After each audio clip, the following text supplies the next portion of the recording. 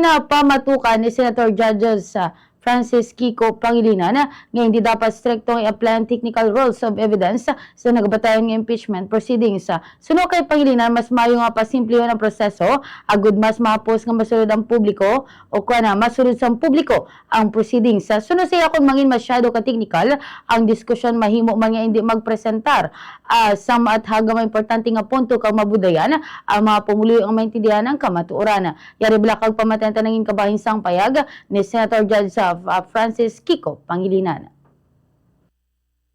A very quick manifestation. I was actually listening to the ruling of the presiding officer, and initially I thought he would rule that the defense would likewise be given the opportunity to speak up, and at some point when they likewise have the opportunity to withdraw witnesses.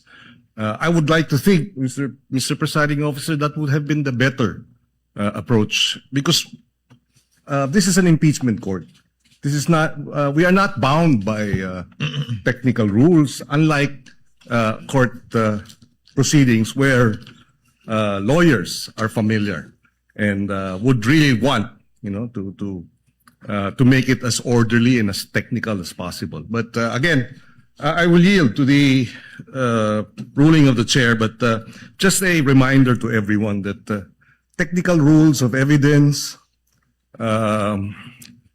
does not apply strictly in impeachment court proceedings. Precisely because nakikinig ang taong bayan, pagka-technical masyado, na sa halip na lumalabas ang bawat punto. Hindi ko sinasabing hindi dapat magsalita ang defense. In fact, yun ang original o initial na suggestion at minumungkahi ng ating presiding officer na kung gusto magsalita ng defense din para tapatan yung nabanggit ng prosecution, mas maganda sana. But I will yield.